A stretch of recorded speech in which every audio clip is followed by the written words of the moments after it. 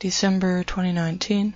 Stereotypes kind of fascinate me a little bit. I've always just been interested in how entire groups of people all together with hive-minded groups, and hey, we all are a part of it after all. I really do believe that when you are near a person or animal, you are psychic. All I have to do is just think about going for a walk. Like, I don't mean lightly ponder the idea of going for a walk. I mean, when I'm certain it's what I'm gonna do, guess what? The dog comes over. I could be in another room, and I just hear him coming over because I'm certain I'm gonna go for a walk. Or how many times have you been in a group of people and you just think about something and you say it, and then next thing you know, everybody else is like, oh, I had that thought too. Or somebody says something that you were thinking. When you're around people, or even animals, you will share thoughts. It's like their brainwaves come out and you decode them. How many times have you called something and it turns out the other person, this could even happen on the internet, like a person gets a new pet and go, what shall I call my new pet? And then you come up with some ridiculous name, but it turns out that the other person on the internet was thinking the same thing. We are psychic, and there is no escaping the hive mind. It's not inherently a bad thing, it's just a part of what makes us us. And so on that note, the idea of stereotypes really interests me because stereotypes are just caricatures and they can get very, very specific. Now, I haven't really looked into modern day stereotypes like Slavs wearing tracksuits, for instance. That's a new one that wasn't around in the past. But sometimes I wonder, like, okay, these stereotypes are very, very specific. Where did they come from? They're not broad in general, they're very particular. And some of them are outdated and are from a bygone era. But that's another interesting thing. The way we culturally, as a group, retain memories of the past. That's just so interesting to me. So, some groups are too broad and varied to have a stereotype about them, so then you get these little niche stereotypes. Now, talking about them can be very tricky because it can make a lot of people angry. I'm sure you could think of some examples of stereotypes that if you were to attempt to discuss them, you would probably get a lot of flack for them, so you have to be careful.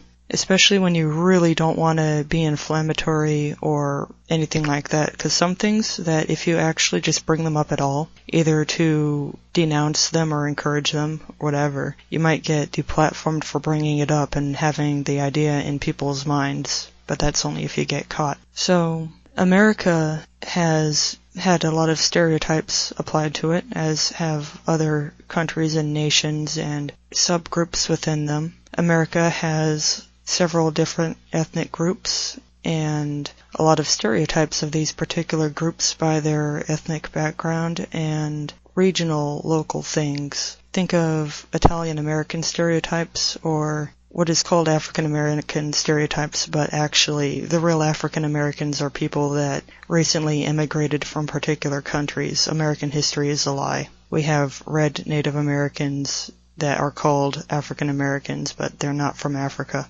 So, I mean, any African American could say, oh, my family's from Kenya, my family's from Zimbabwe, or something very particular like that. And they'd be like second or third generation. And anyway, so then, yeah, it gets complicated when you get these misnomers and this false lore into things. I don't know. Anyway, the stereotypes I'm mostly examining are the Red Lodge and Blue Lodge and interest group stereotypes, where people are defined not necessarily by ethnicity, but by whatever subculture they've gotten into. And subcultures are strange because they're really all about fashion and music and things like that, just really shallow stuff like what do you wear, what do you watch, what do you listen to. Those define a subculture. Like think punk, goth, emo, scenester, surfer, valley, it's just fashion. And a lot of groups are stereotyped by the jobs they do. Think of Indian stereotypes, as in from India, not Native American, where they are associated with tech support and phone scams. And here's just another thing that I've kind of been thinking about, but I don't have a whole lot to say at this time because I've just been thinking about it, but I have nothing conclusive. America has long been culturally perceived by other cultures as extremely rich, affluent, well-connected, and decadent. The stereotype of the fat, rich American that eats McDonald's and drinks soda all the time, and they have guns and cowboy hats and they're really rich, but what do they do for a living? What is their job?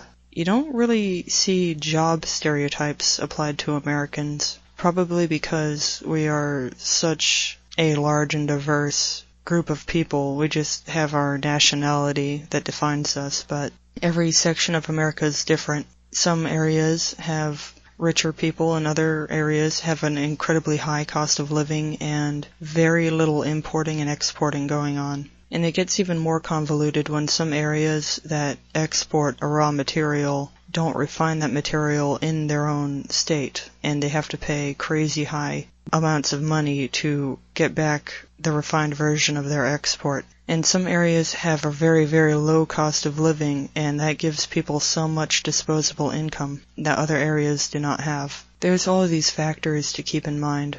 Just not having to pay $300 a month for the electric bill can make the biggest difference in the world.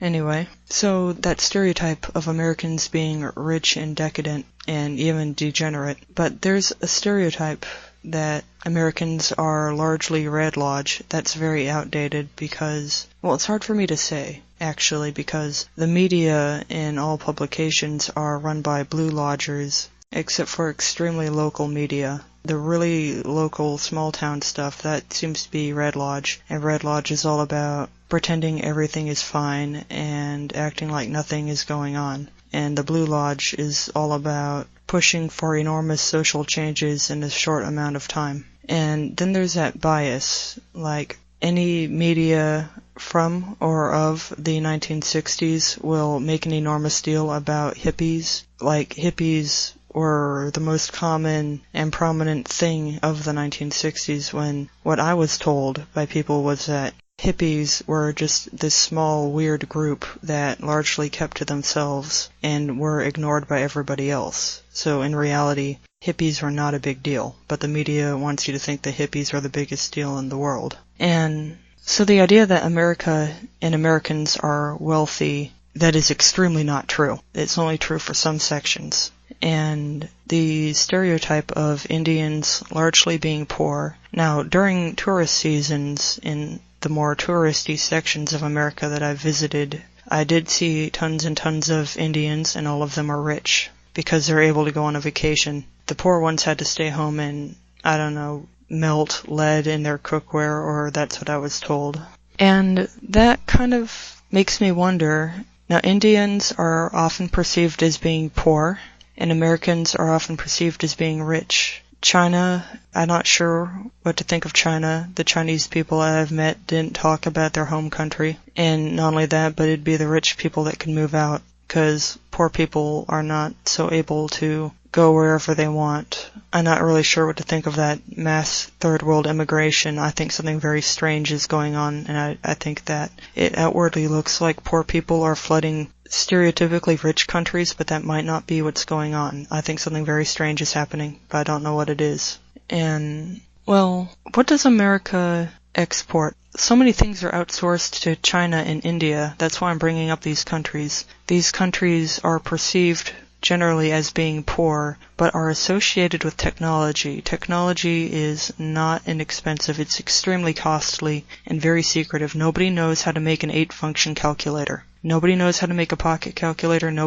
How does a famiclone work? There's still parts of the world where famiclones are a profitable business, and people make money off of making D-makes or bootleg 8-bit games. There's a market for that. And so the fact that even today Dendies are a thing, it just makes you wonder. Anyway, nobody even knows how a famiclone works. They just know how to make them, but they don't know how to make them from scratch. They don't know how to make them from the bottom up. I don't think anyone knows how to make an Atari 2600 clone. They just know how to duplicate it. Anyway, that's really a different thing.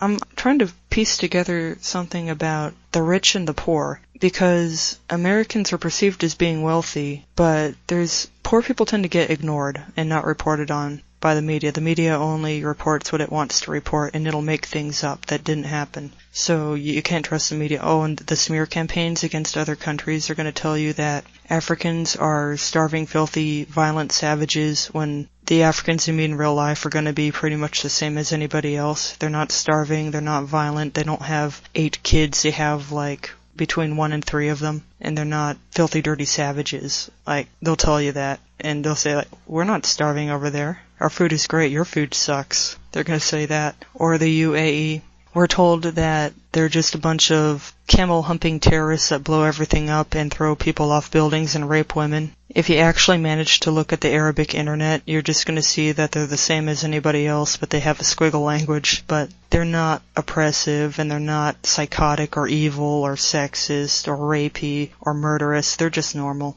And so, yeah, you can't trust the media. It's fake. 1984 crap.